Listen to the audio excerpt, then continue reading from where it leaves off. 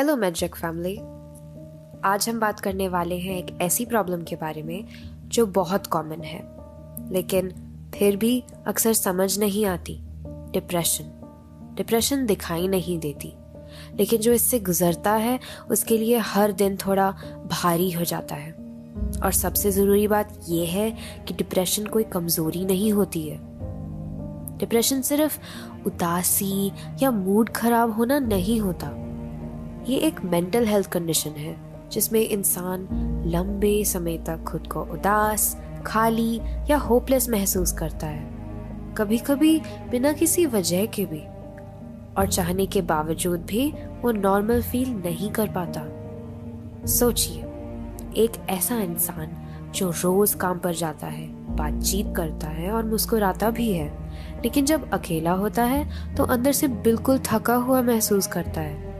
वो चीजें जो पहले उसे खुशी देती थी अब बेकार लगने लगती हैं और धीरे धीरे जिंदगी उसकी बस चलती हुई लगती है, जीती हुई नहीं। डिप्रेशन के अलग अलग टाइप्स भी होते हैं, जैसे मेजर डिप्रेसिव डिसऑर्डर। इसमें जो सिम्टम्स होते हैं वो ज्यादा इंटेंस होते हैं। परसिस्टेंट डिप्रेसिव डिसऑर्डर, ये बहुत लंबे समय तक रहती है। पोस्टपार्टम डिप्रेशन, जो डिलीवरी के बाद भी हो सकती है। सीजनल डिप्रेशन, जो मौसम के साथ बढ़ती या घटती है। अब ये याद रखो कि हर इंसान का एक्सपीरियंस अलग होता है। अगर उदासी, थकान या एम्प्टीनेस की फीलिंग 2 हफ्ते या उससे ज़्यादा समय तक रहे और पढ़ाई, काम या रिलेशनशिप्स को अफेक्ट करे तो ये नॉर्मल स्ट्रेस से ज़्यादा हो सकता है। मान लीजिए एक यंग एडल्ट है जो कॉलेज में पढ़ाई के प्रेशर के साथ स्ट्रगल कर रहा है। उसके मार्क्स भी गिरने लगते हैं और उसका कॉन्फिडेंस कम हो जाता है और उसे लगता है कि जैसे वो किसी रेस में पीछे रह गया हो। बाहर से दूसरों को सब नॉर्मल लगता है, लेकिन उसको पता है कि अंदर से वो खुद कितना खाली और कितना फेलियर जैसे महसूस कर रहा होगा। डिप्रेशन के कॉमन सिम्टम्स में शामिल हो सकते हैं हमेशा थकान या लो एनर्जी महसूस करना, नींद या भूख में बदलाव देखना, कंसंट्रेशन में भी दिक्कत होनी, खुद को बेकार या गिल्टी महसूस करना, जिंदगी में इंटरेस्ट कम हो जाना। हर इंसान में सिम्टम्स अलग हो सकते हैं, ये याद रखना बहुत ज़रूरी है। डिप्रेशन का डायग्नोसिस सिर्फ ट्रेन डॉक्टर या मेंटल हेल्थ प्रोफेशनल ही कर सकते हैं।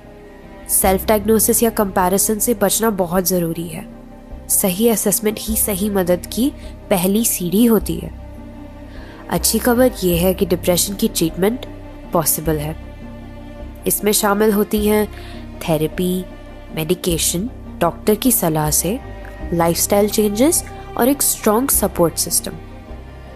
हर इंसान के लिए ट्रीटमेंट भी अलग होती है। डिप्रेशन सिर्फ एडल्ट्स को या बड़ों को नहीं होती, टीनेजर्स और युवकों को भी इससे काफ़ी ज़्यादा इफेक्ट होता है। एकेडमिक प्रेशर, सोशल कंपैरिजन और फ्यूचर का स्ट्रेस इस एज ग्रुप में डिप्रेशन को ट्रिगर कर सकता है।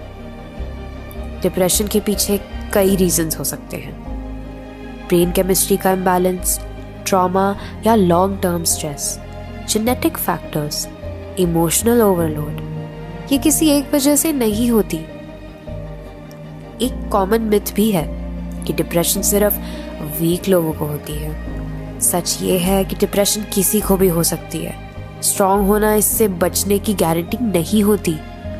अगर आप या आपका कोई अपना स्ट्रगल कर रहा है तो बात करना शुरू करें। अपने इमोशंस को इग्नोर ना करें।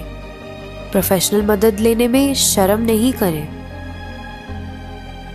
मदद लेना वीकनेस नहीं होती, स्ट्रेंथ है।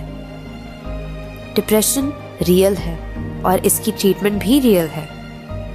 अगर ये वीडियो आपके लिए हेल्पफुल था तो इसे ज़रूर शेयर करना और याद रखना कि आप अकेले नहीं हैं।